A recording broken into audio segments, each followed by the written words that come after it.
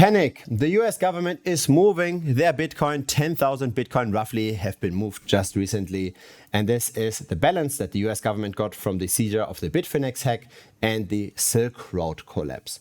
Now, is this a problem? Will this balance here, when it further continues to shrink, substantially reduce the Bitcoin price?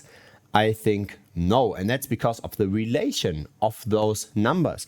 Look at this. This is now 200,000 Bitcoin roughly that the US government is holding. But let's put this into perspective relative to the long-term holder growth. So the people that are not moving their Bitcoin for at least 7 years. That's this chart over here. And this shows on the left axis how many million of Bitcoin haven't moved for the last 7 years. This is a very steady increasing line. And this is very encouraging, right? Because here 200,000 is just a little blip. So if really the US government coins were to be sold off in an auction, we would maybe see a little bit of a movement here. But in the grand scheme of things, this is growing very consistently over time. Really, I think this is a typical situation of unjustified FUD, fear, uncertainty, and doubt. And even if you look at this in terms of the ancient supply spending, so when Bitcoin has moved, when it hasn't been active for the last 10 years, these recent movements, they are not significant whatsoever. Now, what is significant though, what does make sense to look at when trying to ride those waves is to see how active is Bitcoin currently. How much of Bitcoin supply is in the short to medium term hands.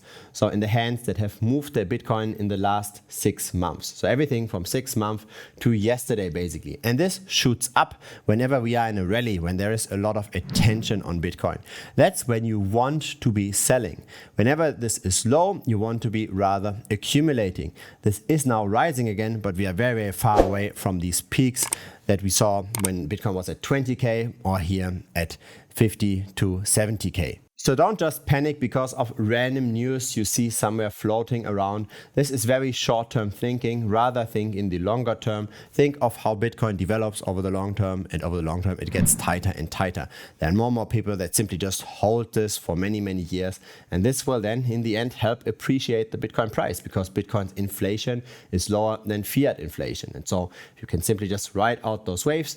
I mean, these are massive waves. Bitcoin can drop 80 or 70% in a drop, but if you can ride this out, and if you can even dollar cost average in harder whenever we are low, then this is long-term speaking very solid tokenomics. I made a separate video on riding those waves, on trying to time this perfectly, if it does still make sense to buy right now. Another video very much backed with data again, that comes over here. Looking forward to seeing that video, and thanks for watching this one. Bye bye.